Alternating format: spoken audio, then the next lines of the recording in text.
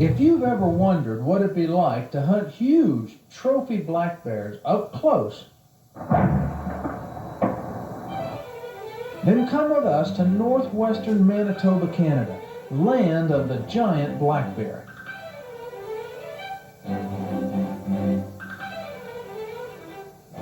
No other region we have found offers such a large percentage of these big bears, and large quantity as well as a variety of color phase.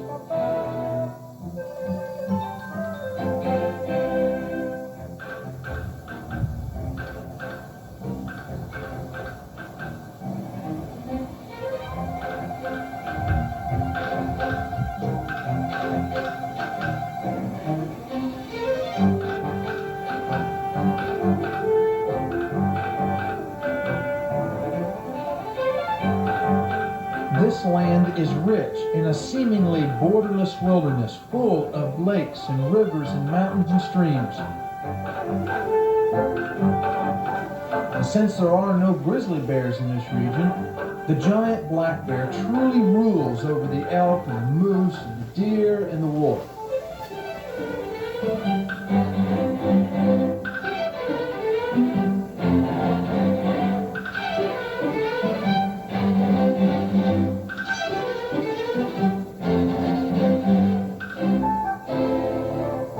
This land is the home of this man, Les Nelson, who for years has been hunting the wilderness black bear and has mastered the challenge that the giant black bear gives.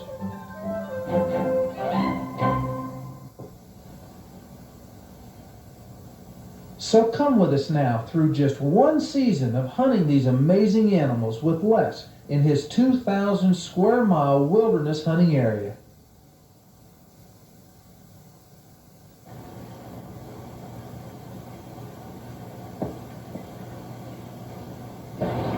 There's one pretty good sized bear come up along the shore here. There's two different bear tracks here. Here's one right here. It's got about a 4-inch pad. Probably about a 250-pound bear. I just want to check that bait and see how active it is.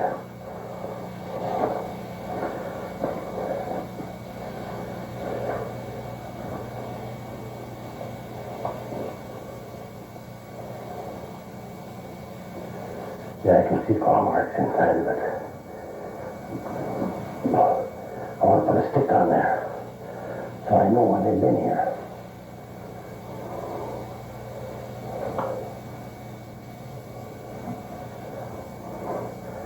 I put that on with these two sticks. I won't leave any scent on it.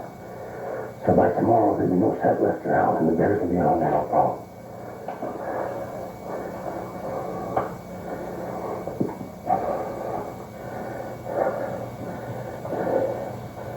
There's one good-sized bear walked right down here. Probably a 350.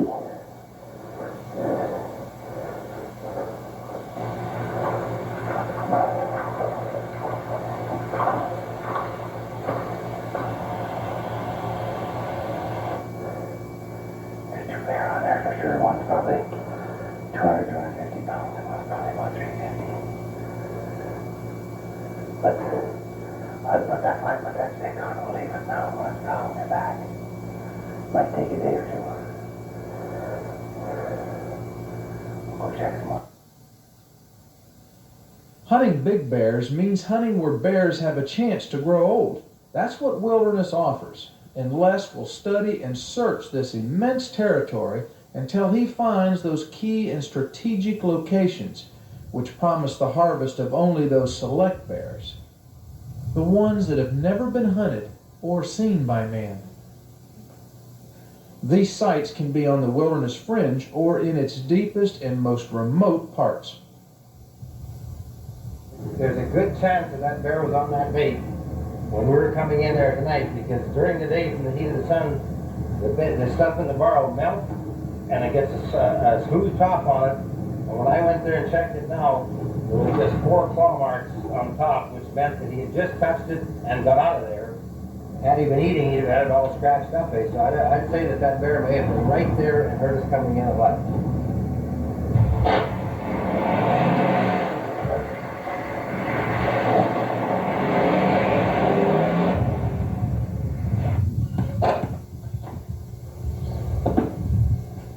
But mostly cold drinks today.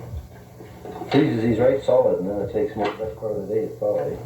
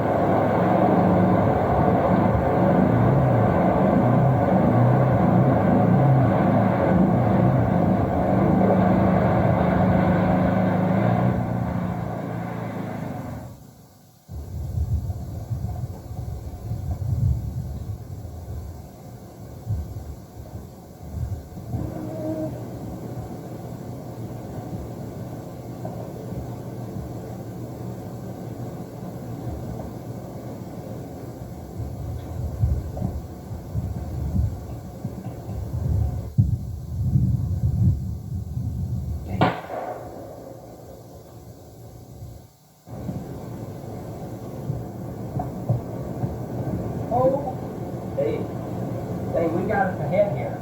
I figured so. That's why I told you, because when I looked at his head with binoculars, he looked like a big one.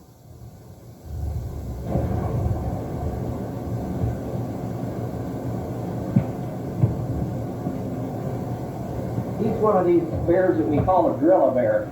He's short, squat. This bear is very fat. For a bear that's come out of the winter denning like this, boy, he's prime. I think he'll make 20 and a half, absolutely for sure. If anything hurts him less, he's got a short snout. I think he's got way enough width to make 21, but he might be a little short on the nose. He's going to be close. Oh, he's going to be close. He's a 500-pound bear. I tell you, he's a hog. He's a dandy.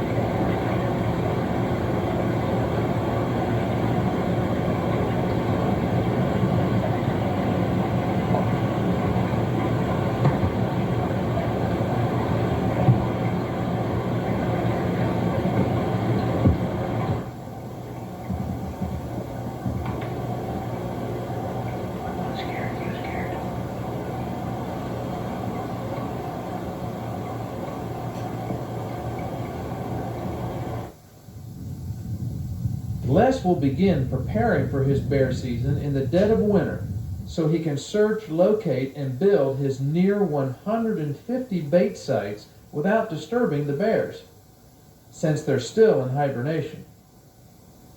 This is done by snowmobiles, while the lakes, rivers, and ground are still frozen and usually under several feet of snow. Les's bait sites are a minimum of 5 miles apart, so it's a full-time winter's job just to stock up these locations with barrels full of his special mix. Whether it's an Old Faithful or a newly found hotspot, each site will be scented with a frozen stink formula, so when the bears wake up in about mid-March or April, the scent is also thawing and the bears will have found the barrels before it dries up. Since Les will be usually finished baiting by February, all signs of human scent will be gone, so smart old bears won't hesitate to approach the barrels.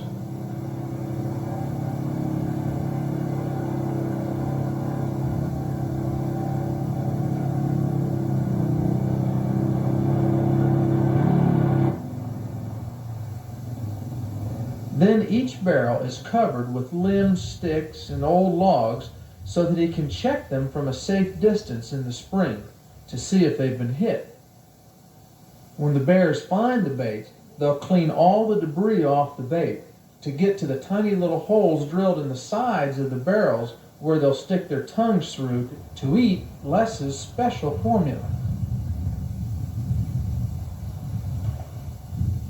Usually by mid-June, 80% of the baits have one or more bear on them. And by as early as mid-May, replenishing heavily active baits can be great fun and keep you hopping.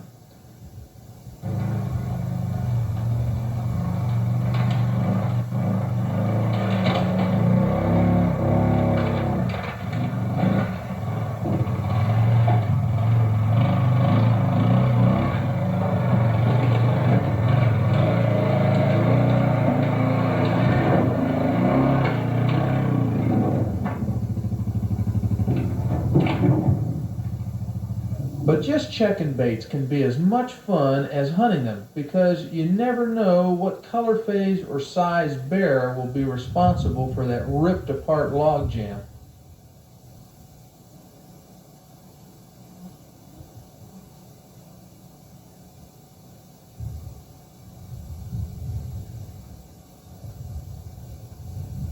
And some spring thaws can rip away parts of the wilderness that you easily walked on or drove across just 2 weeks ago.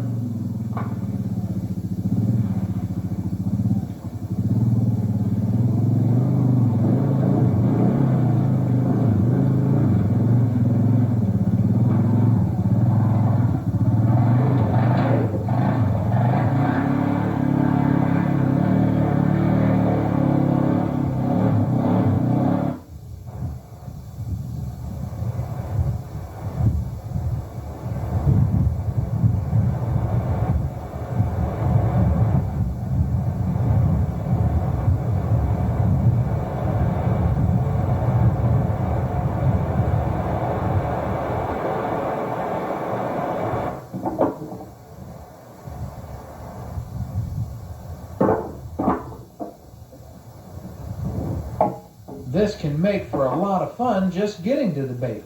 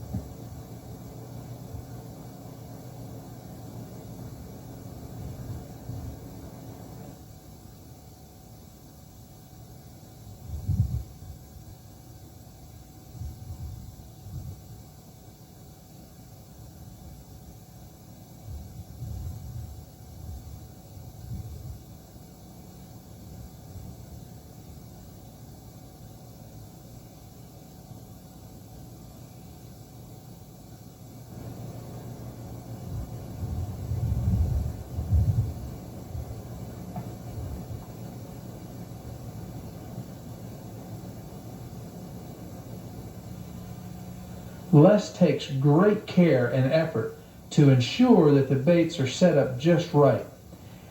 He'll back the baits up against the timber in a manner as to know for sure that the bear has to come from behind the bait.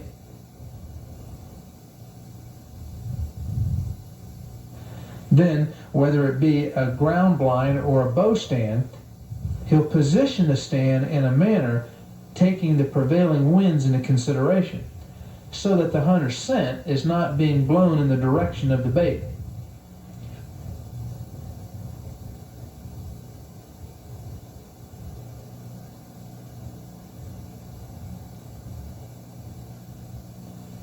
Between hunting bear with dogs or long-distance glassing, bear drives, or just plain pot luck, baiting offers the sportsman the needed element of time.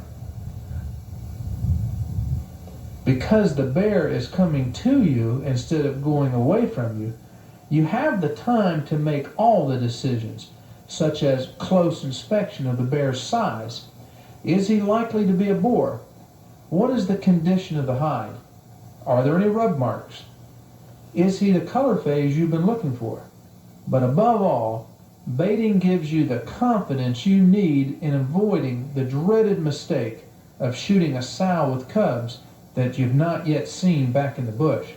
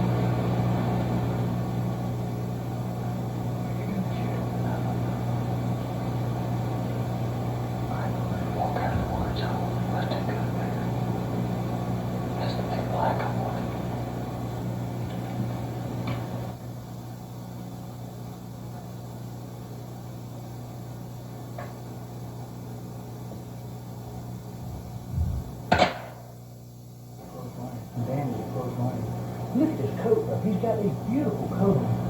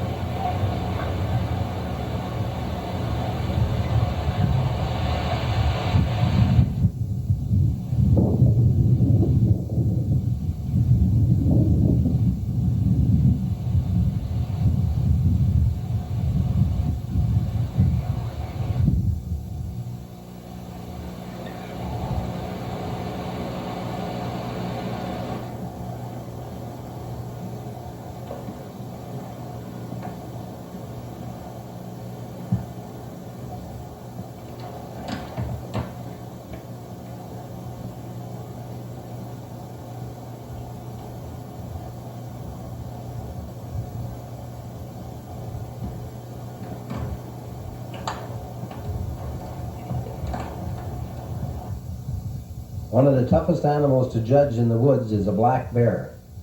But you can judge these animals with the 55-gallon drum. When the drum's laying down and the bear is standing behind the barrel on all four, if he stands approximately a foot above the barrel or slightly more, he's about a 250 to 300 pound bear. Now the big hog bear, he's going to stand 15 to 18 inches, possibly even twice the height of the barrel. But when a big hog bear comes in, you'll know he's a hog bear.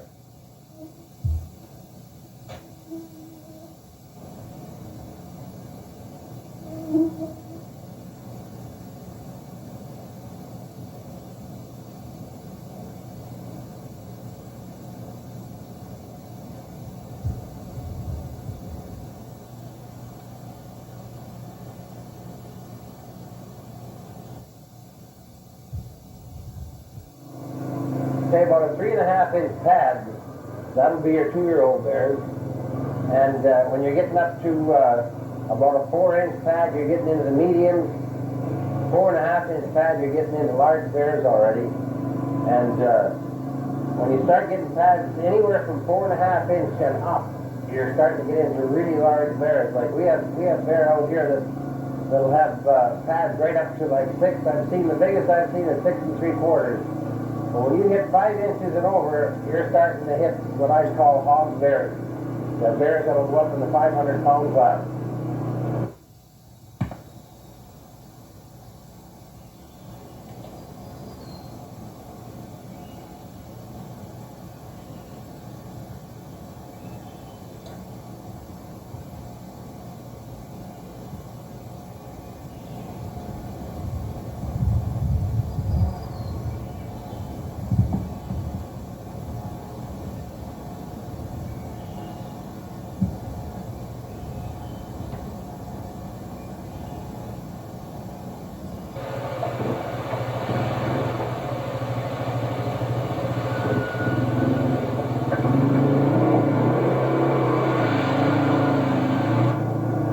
Just the other day, we were measuring a bear track the other day. We didn't have a tape with us, but we used a 300 Winchester mag bullet, and the pad, the front pad, was as wide as a complete 300 Winchester mag with the bullet in, plus the length of the brass besides. So I mean, it was a 5.5 foot and 6 inches, and that's what you call a real hog bear. Now, even last night when we were going in this trail back here, we were looking at one exactly like that back in the hill here. It's guaranteed there's a real hog. Plus one on this side of the river down here. And back farther down the trail along the canyon, there was absolutely just trails. And I mean, there's lots of hog tracks back in there. This is where, the other day here, where we seen the young calf moose that was in the water here, we caught it. The mother was trying to get it across, I guess, and when we came along, the mother ran off, and the little moose calf was come rolling down the rapids, and that was right here at the junction here.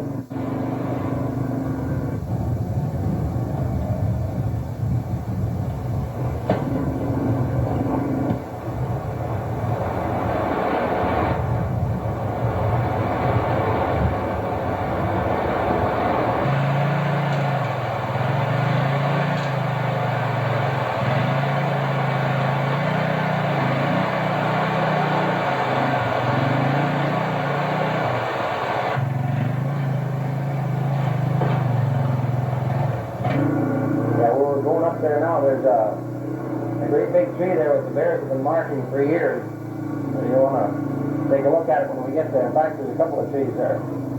They've probably been marking that for 5, 6, 7 years already. So it's probably the same bear. We've got a real big bear coming in here. He comes down this path. He's cutting across this old road, and he's coming in like that, and coming in behind our bait. Our bait's down there about 100 yards. And this tree area, this is his marking tree. He's marked this now for 6 or 7 years. And there he's marking that one too. He's marked this fresh this year, and he's got another one back up the road that he marks.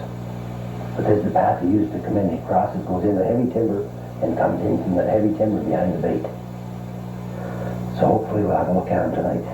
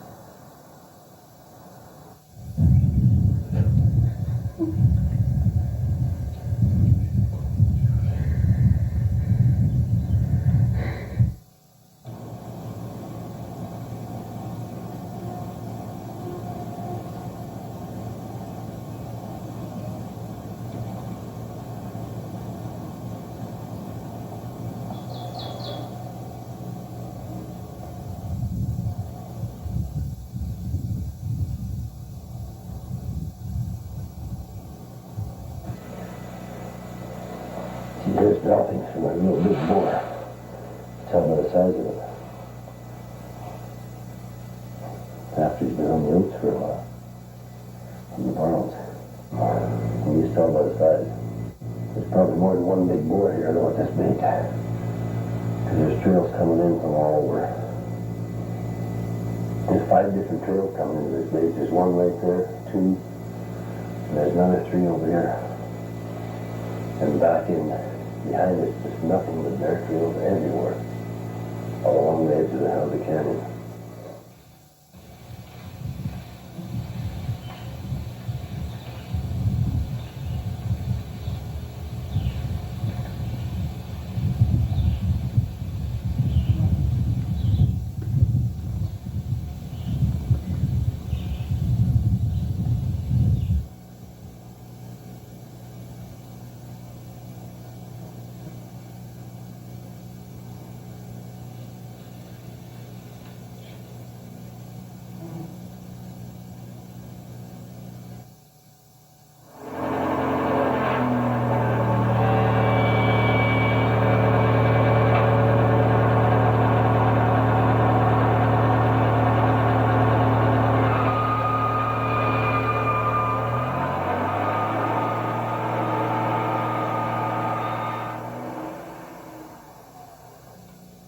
He doesn't look, he is. He's what you're looking at. He doesn't just look big, he is big.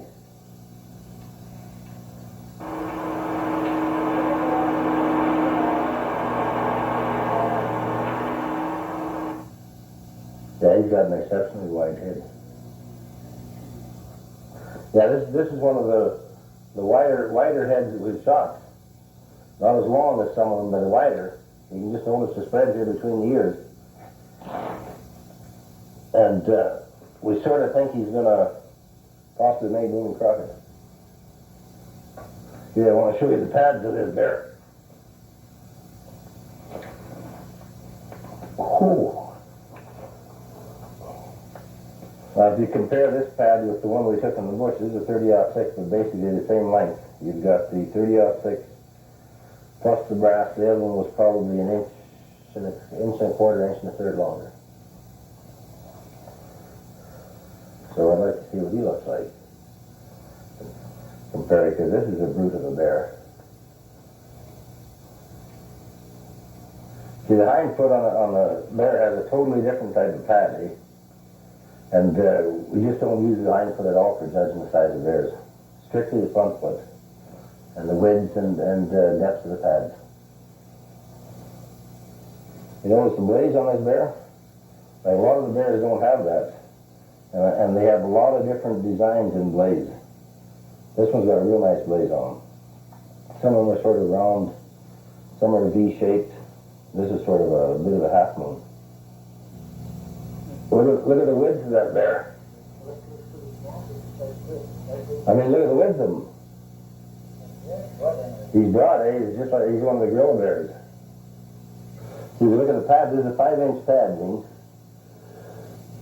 And we've got bears out there with 6-inch and better. And this guy's one of the hogs. And once you hit the 5-inch pad and up, you're into the real big giant bears. There's actually 3 different types of footprints on these bears. It's like 3 different pad shapes. There's the one, this is one of them right here that is wide, goes narrow. Then there's the one they all keep this same curvature. And then there's one that stays totally squares off and flat at the back. The third one stays wide and it dips in the center.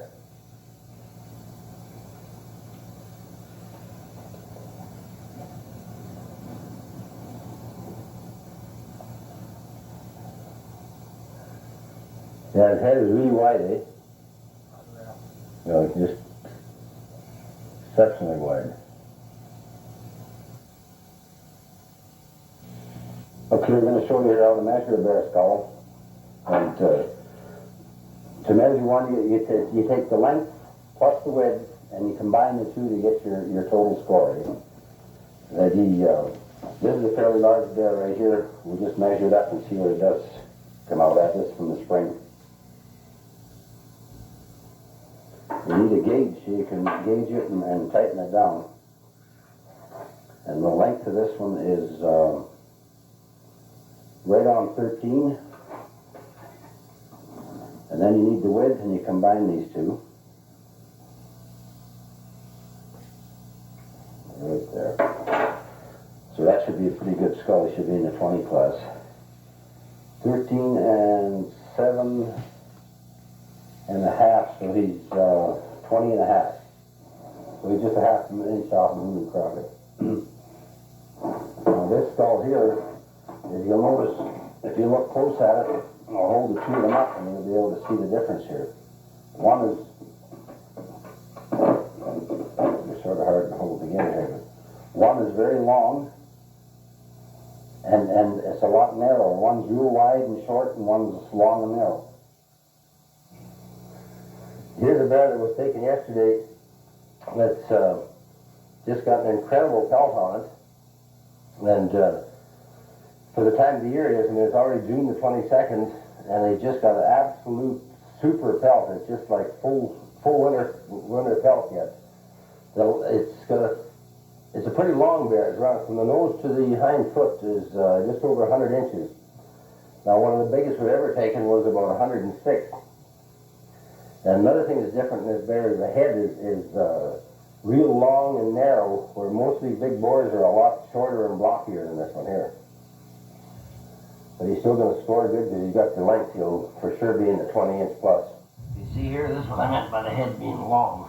Like he's real long in here, and he's narrow, where most of these big boars are shorter and real blocky.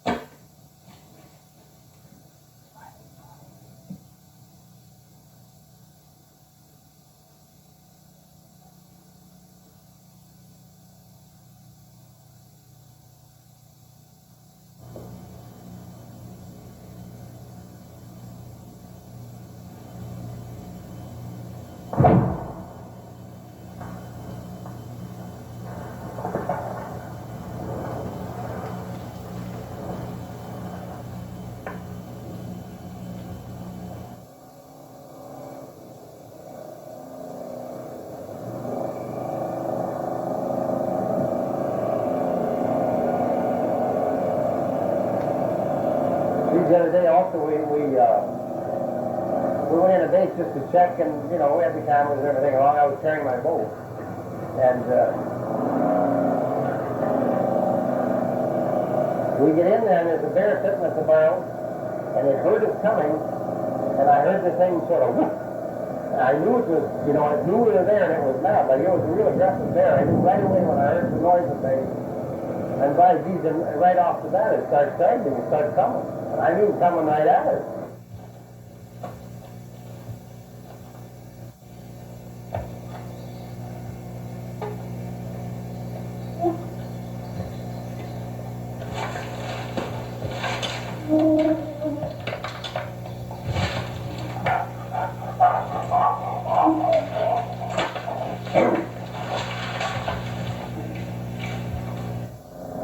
And he's got this thing coming right up, so I decided, heck, I better get an arrow in this thing. And I stuck that bear at about 20 yards on the run. It was coming right to it. It was mad. Well, you ought to hear it when it gets very close. It's just steady moving, eh? But yeah, I killed it.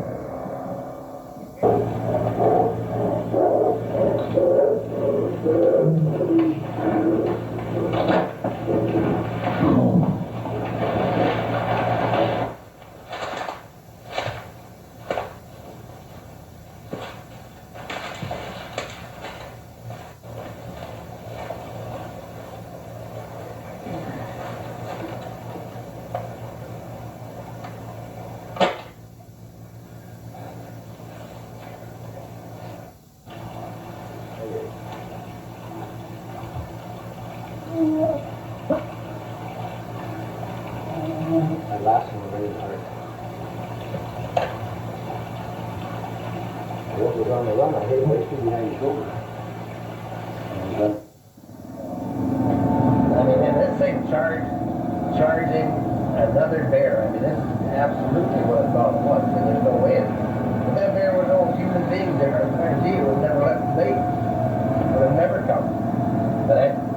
mad over something and possibly, just had a fight with another bear or something, run it off and figured it was coming back or something. They were definitely going to charge me with me. Like absolutely no way. But they just don't do that.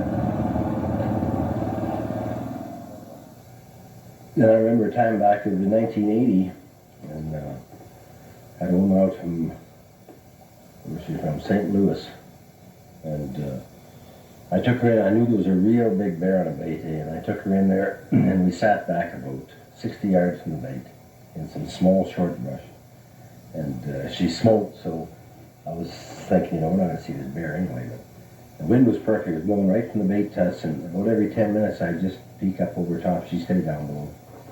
And we were only there maybe half an hour or so. And I looks up and this big bear's coming in like 20 yards in front of us, broadside.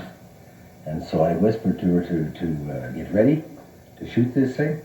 And when she stood up and seen that bear, she absolutely, totally fell apart. But she couldn't hardly even hold a gun. I simply had to walk her out of there and take her home. I mean, I couldn't even let her shoot at it because she couldn't have anything. They're pretty much all individual, even when it comes to the teeth and the mouth. Just like they are character-wise. Every bear has got his own character, just like a human being. And if you're sitting around watching them for a while, you'll sure realize it. Like they're totally different. Their temperament and everything is different. And as a rule, the brown phase is definitely a more aggressive and a more tempered bear than a black. Because I remember one time that I did play around with some bears, and the browns were way more aggressive.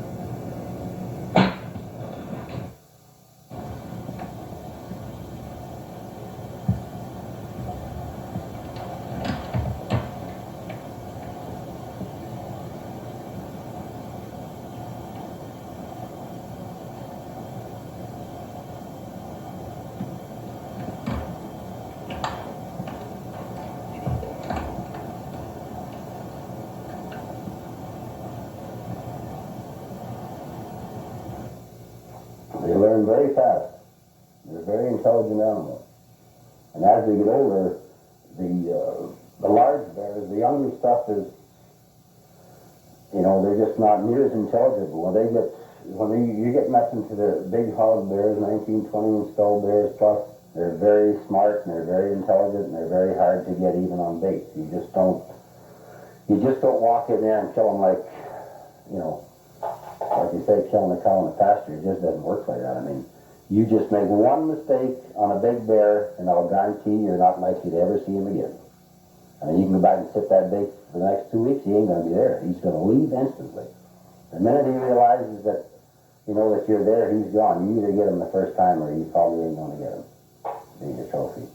They're just too smart. And I know when I started first working with the bears, I didn't give them that kind of credit neither, but I sure give them a lot of credit right now, I'll tell you. And a lot of hunters that have been with me for 4 and 5 years are starting to give them the same kind of credit. They realize really how smart some of these big bears are. And we still have some real big bears around base that's in the same area. He's been there, some of them bears have been there 3 and 4 years now, and we haven't been able to kill them yet. I mean, they're big bears. They're 20-inch skull. They could even be bigger, but their front pads are running 6-inch, 6.25-inch wide and better, and we haven't been able to kill them. There's a couple that's been there for 4 years. I can't kill them. They've learned now how to come and feed on our bait without us ever getting to see them, whether they totally skirt us and pick up scent before they ever come in, or if they do all their feeding at night, or we just ain't seeing them. They're there, but we can't kill them. So they're not, it's not like picking a fish out of the barrel. They're just pretty intelligent animals.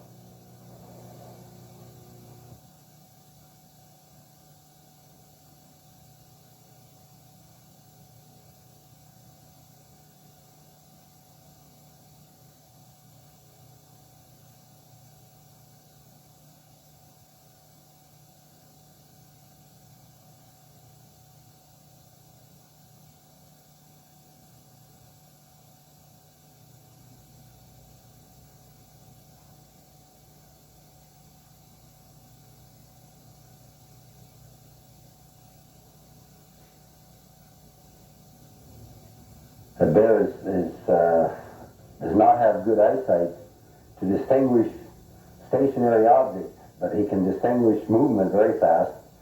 And this is why a lot of times you'll see bears that can still climb. Smaller bears will they'll see the tree stand up there, and even if you're like, you can be up there in it, and he'll be looking at you, and if you're dead still, he doesn't really know what is up there, and he'll come and he'll start climbing that tree. He wants to check it out, eh?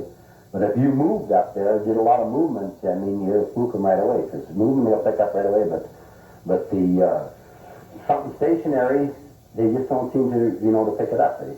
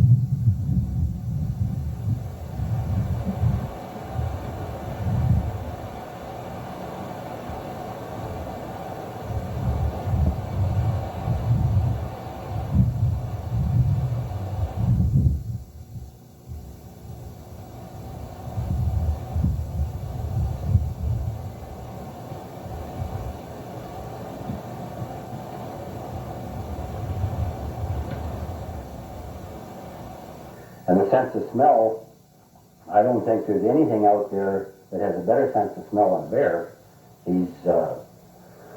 He's proven that to me a lot of times over the last 7 years of hunting him. Like previous, we used to use meat for bait, dead carcasses, farmers' cows die or whatever, that's what we're using for bait.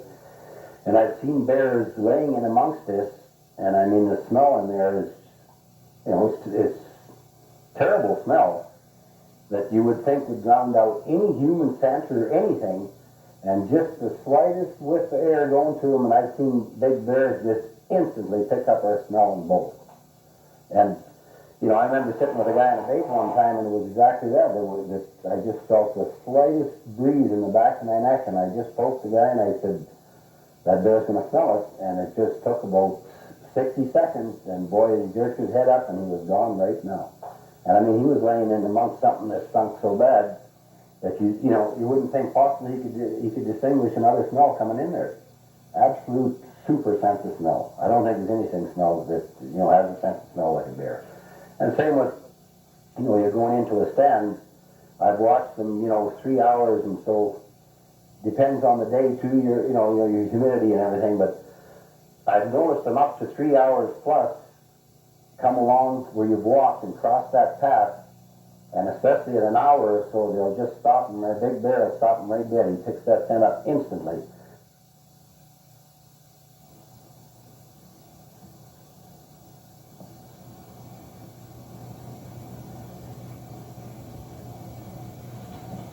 Different days will, determine how long that your scent is going to stay in there. Sometimes it may be gone in 2 hours, and sometimes it may be 6 hours, just depending on the day. But I know at 3 hours at 3 hours of certain days, I've seen bears walk across the trail I walked in on and never noticed today. But in other days, you know, it could be 5 hours, could be 6 hours, depending on the day.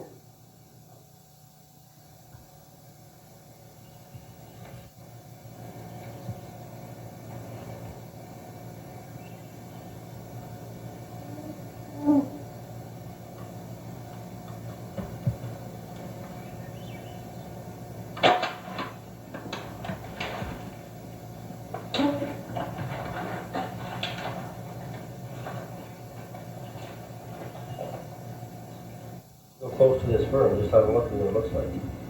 All this inner wool. See, later on, that all this wool inside comes out, and then the hair is a lot thinner. Yeah. And in the fall, you haven't really got that, but the hair, like now, you've got all this inner wool is long, and when you fall hunt, the hair is just, it's just like come out of a barber shop. It's just like it's groomed. It's all the same length, but you don't have that wool inside. Right. Like it's not near as thick. Eh? Yeah. Like these make beautiful rugs. Eh? Yeah.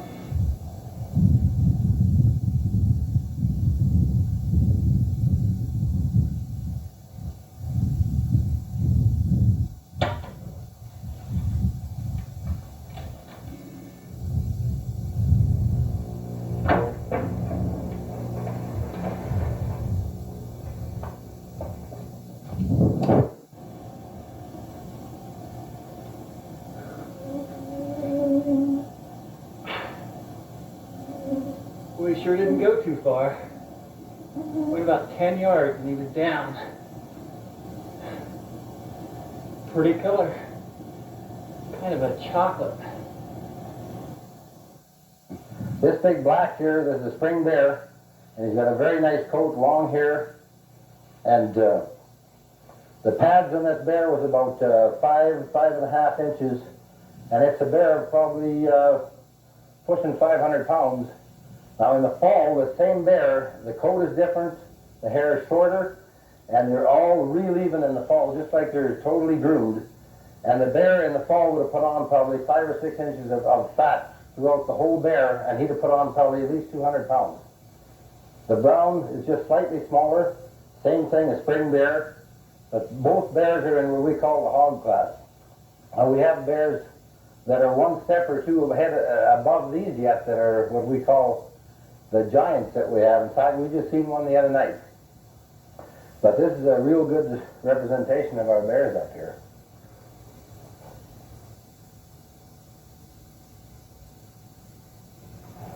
He's definitely an animal that has never had the credit that he deserves. He's a very intelligent animal. His sense of smell is very sharp. His eyesight ain't sharp except for movement. And his hearing is also very sharp. I've seen him at 100 yards. The guy taking a safety off a rifle and the bear bolted. I mean, he heard it absolutely instant. And I mean, that's hardly any noise of any kind. I've taken it off on other animals way closer than that, and they never heard it.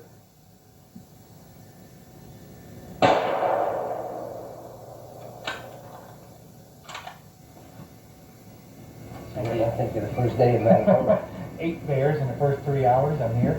well, that big brown we seen on the road, that was a big bear. That was a very big bear. That was probably a 19-inch skull plus. Yes. And then here, in what, a matter of 2 hours, we see what?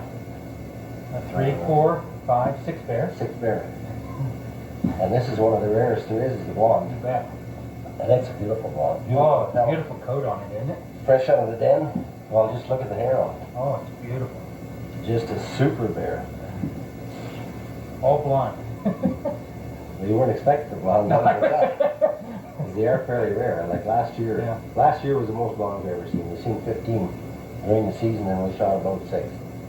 But to get a pelt as prime as this, right out of the den, That's incredible. that's super. Absolutely incredible.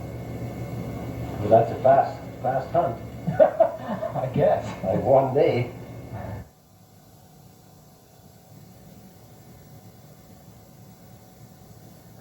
Yeah, the breeding of the black bear takes place June, July, mid-June, mid-July, and that's also at that time of the year is when your boars are covering the most territory. They may cover 100 square miles. They cover a fair chunk of territory.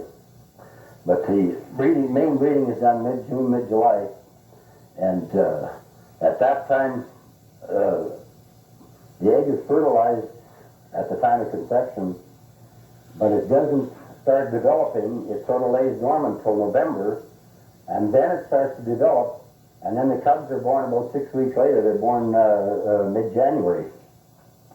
And they'll have a litter of anywhere from anywhere from 1 to 5 cubs. But the main litters are usually 2 and 3, eh? But there is, known, I've seen a few with 4, and we've got, documented 5.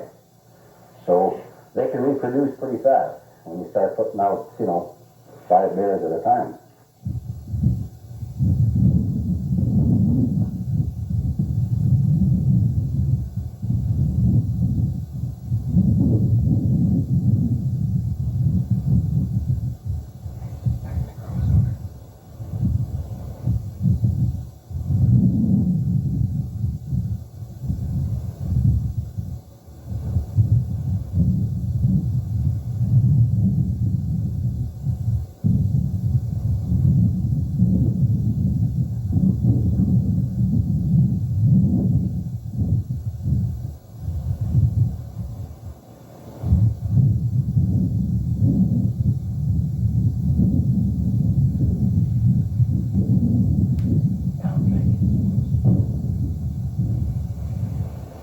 The other thing I don't think a lot of people realize is the size of a bear cub when he's born.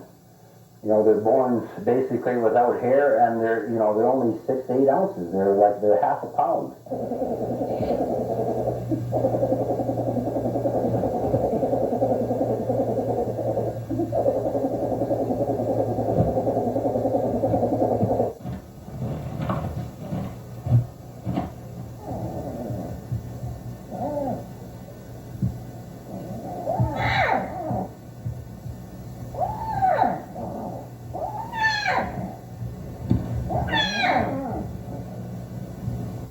But, when anybody sees a cub bear, he's already went from January till he comes out of hibernation, and I mean, he's a foot long, and he's all haired out, and he's a little miniature bear already.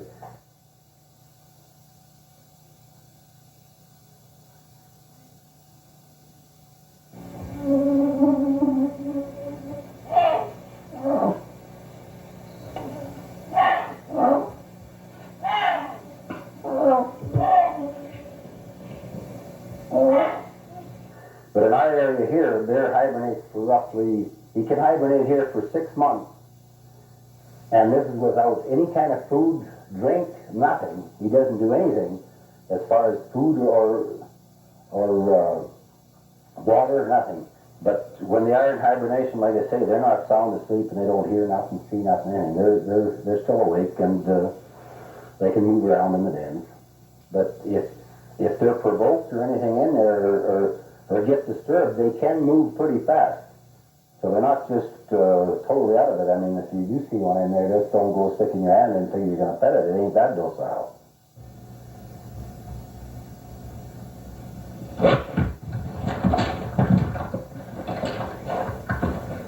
Could get a bit off.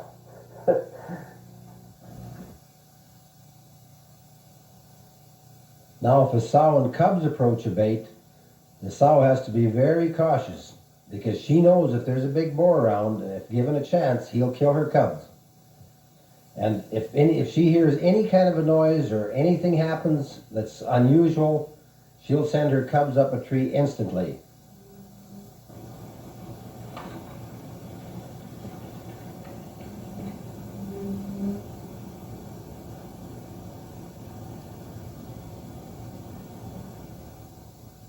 But don't get me wrong, if she has to, she'll fight to the death for her cubs. She'll absolutely protect them.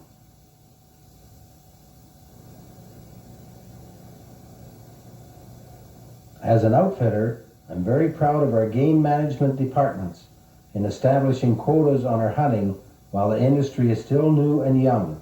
These quotas will ensure good bear hunting in our province for future generations. It's possible for a hunter to see upwards of 5 and 6 different bear in one evening, and having a choice makes for good bear management. Good baiting technique, such as quality of bait and good bait locations, usually gives the hunter a choice so he can select the right bear, not just any bear. One of our hunters saw and missed in 1 week a beautiful blonde bear, a timber wolf, about a 500-pound hog black, and on the 5th day he killed himself a blonde bear.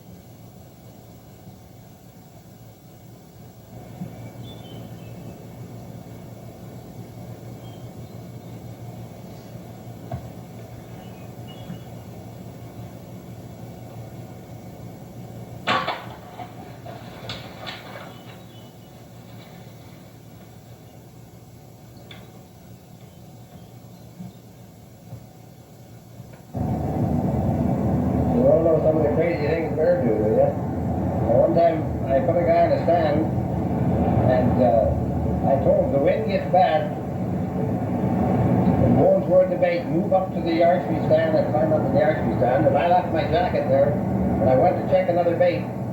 And when I came back an hour later, the wind had switched on him, and he climbed up into the archery stand, and the bear was laying on my jacket eating his lunch.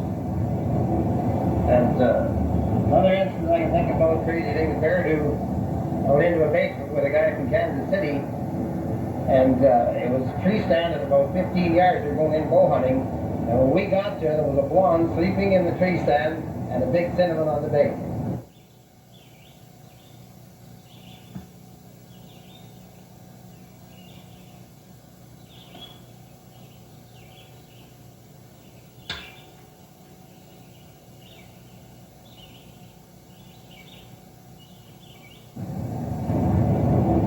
And another incident,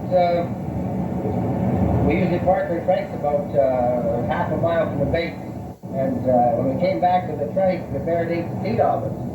So I had to build a new seat and went back in that same area. The first time I went back and parked the trike again, he ate the seat off again. So they do some pretty crazy things on it.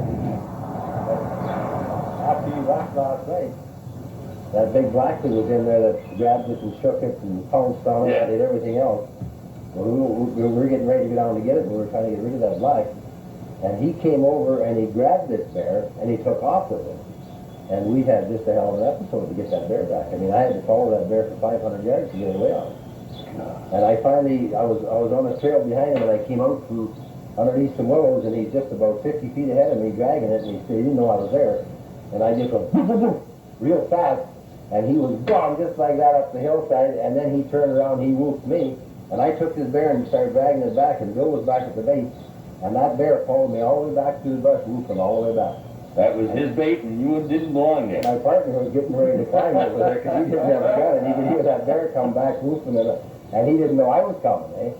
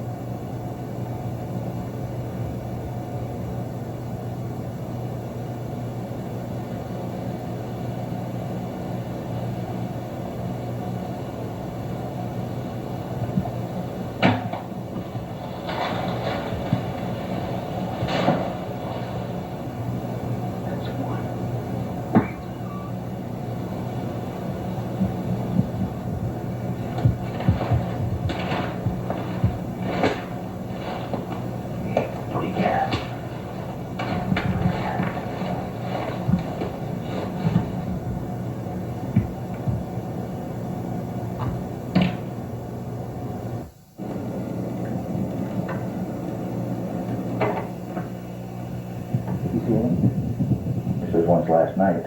Last night I saw two of them, but one of them I seen twice. Day before I saw four. No, four.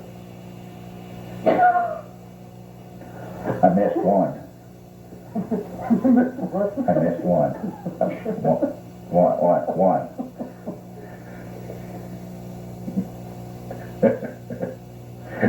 Hey?